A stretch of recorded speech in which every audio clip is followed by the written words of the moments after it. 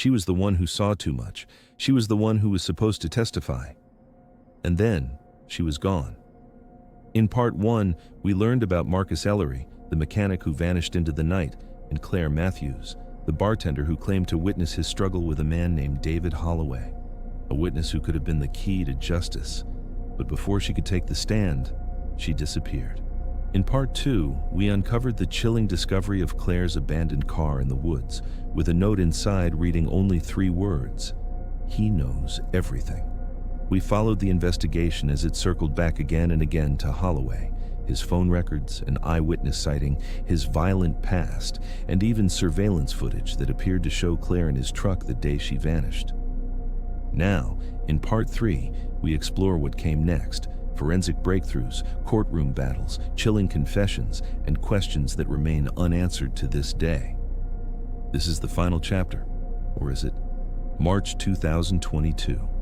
A stretch of private hunting land outside Ashford.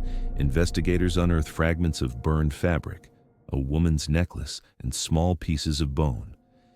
At first, detectives feared the worst, that they found the remains of Claire Matthews.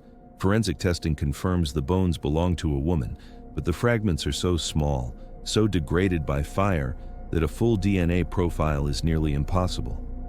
Yet one item stands out: the necklace. Silver, with a crescent moon charm. Claire's sister Emily recognizes it instantly. She wore it every day. It was our mother's. She never took it off. The necklace is entered as evidence, but the degraded DNA means prosecutors can't prove beyond reasonable doubt that the remains belong to Claire. Detectives turn back the clock to February 28, 2019. Claire's last known movements: a week before vanishing, she withdrew $300 in cash. Uncharacteristic. Her sister insists Claire never carried cash. If she took that much out, it was for something urgent. The morning she disappeared, doorbell footage captures her leaving her apartment at 10 a.m. Jeans, sneakers, jean jacket, the same outfit spotted in grainy surveillance of Holloway's truck. At 10:30, her phone pings near Highway 22, the same corridor Holloway's phone connects to. Then silence. No calls, no texts, nothing. Until her car is discovered 2 years later, hidden in the woods. While the case stalls, Holloway lands himself in county jail on unrelated drug charges in 2020. Fellow inmates later tell investigators he couldn't keep quiet. One inmate claims Holloway bragged, saying he handled that girl before she could ruin him. Another remembers him more bluntly: "That bartender won't be testifying. She's ash now." But jailhouse snitches are unreliable. Prosecutors hesitate to lean on words alone. Still, the consistency of the accounts raises suspicion. Combined with the forensic finds, the weight against Holloway grows heavier. By late 2022, prosecutors make another attempt. With the necklace, the eyewitness farmer, Holloway's phone records, and the surveillance footage, they push to bring charges. Defense attorneys strike hard. The necklace could have been planted. The bones can't be proven to be Claire's. The footage is too grainy. And the jailhouse confessions? Nothing but hearsay. In January 2023, a grand jury declined to indict Holloway for murder. Claire's family breaks down. Marcus's widow storms out, telling reporters he's laughing at all of us, and the system keeps letting him. Holloway smirks, just as he always does. And so the questions multiply. Why did Claire withdraw that cash just before disappearing? If Holloway killed her, why risk keeping her car hidden in woods tied to his past? And what about the note found in the glove compartment? He knows everything. Was it Claire's handwriting? Or someone else trying to steer investigators in another direction?